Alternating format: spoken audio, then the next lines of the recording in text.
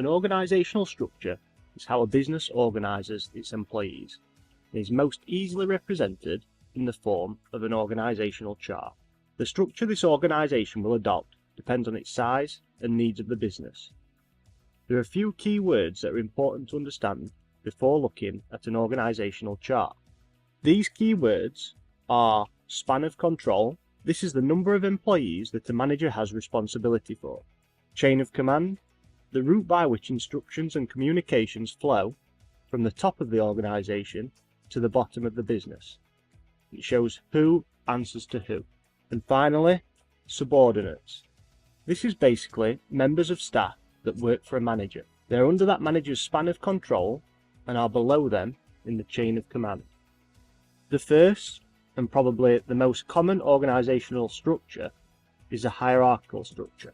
As this chart shows, this structure has many layers of management.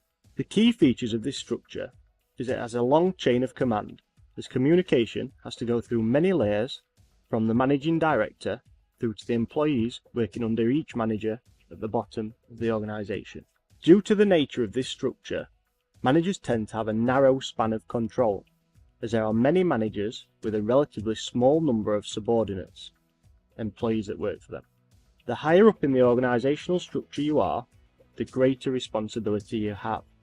The positive of this organisational structure is that by its nature, it can motivate employees through promotion. As you can see, there are many levels to progress through and more chances of promotion, whether this is upward in the organisation or by changing roles and learning new skills. Another pro of this structure is that accountability and responsibility is clear.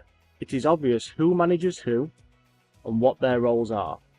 Therefore, targets can be set easily and clear accountability given for the achievement of those targets. One of the clear issues that can arise with this structure is communication through the business. A message or strategy has to be passed through many layers and can get interpreted or amended to a point where the original message is less effective. Imagine this on the scale of a business such as Coca-Cola. They have many departments all over the world. It is difficult for them to pass a message from one side of the organisation right to the other. Due to the many levels of management, another negative can be higher costs, as management salaries can be high, and therefore the more managers in the organisation, the higher the cost.